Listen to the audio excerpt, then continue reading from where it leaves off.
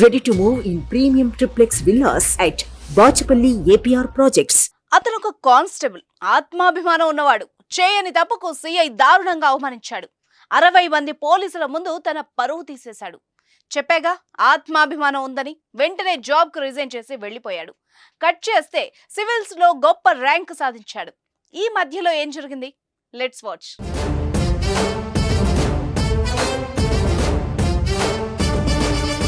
2013 నుంచి 2018 వరకు ఏపీలోని ప్రకాశం జిల్లాలో ఉదయ్ కృష్ణారెడ్డి కానిస్టేబుల్ గా పనిచేశాడు.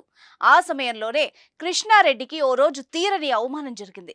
వ్యక్తిగత ద్వేషాన్ని మనసులో పెట్టుకున్న ఓ ఉన్నతాధికారి చేసిన అవమానం అతన్ని ఉద్యోగంలో ఉండనివ్వకుండా చేసింది.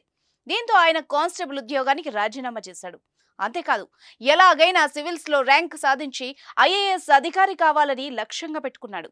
ఇందుకోసం రాత్రి పగలు శ్రమించాడు. సివిల్స్ కోసం కోచింగ్ తీసుకున్నాడు. పౌరుషంతో రాజీనామా చేసి వెళ్లిన ఉదయ్ పట్టుదలతో చదివి అఖిల భారత సర్వీస్ ఉద్యోగాలకు ఎంపికయ్యాడు.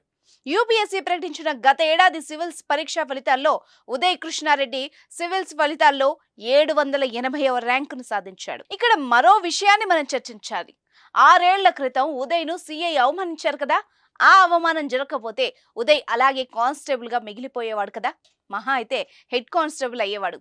కానీ అవమానమే అతనిలో పట్టుదలను పెంచింది. ఉదయ్లో దాగి ఉన్న శక్తిని తట్టి లేపింది. ఏనాడైతే అవమానం జరిగిందో ఆ రోజే తన గమ్యం మారింది. లక్ష్యానికి బీజం పడింది. అందుకే అంటారు, ఉలి దెబ్బలకు బాధపడితే శిల శిల్పం అవుతుందా అని. సో ఆ సిఐకి ఉదయ్ థ్యాంక్ యూ చెప్పినా పర్వాలేదు. సరే, ఇందులో మరో ట్విస్ట్ కూడా ఉంది. ఉదయ్ ఇంకా తన టార్గెట్ రీచ్ అవ్వలేదు. ప్రస్తుతం తాను సాధించిన 780వ ర్యాంకుతో ఇండియన్ రెవెన్యూ సర్వీస్ ఉద్యోగం మాత్రం వచ్చే అవకాశం ఉంది. దీంతో మరోసారి సివిల్స్ రాసి ఎలాగైనా ఐఏఎస్ సాధిస్తానని కృష్ణారెడ్డి ధీమా వ్యక్తం చేస్తున్నాడు. ఐఏఎస్ సాధించే వరకు ఎన్ని ప్రయత్నాలైనా చేస్తానని చెబుతున్నాడు. So all the best Uday Krishna Reddy.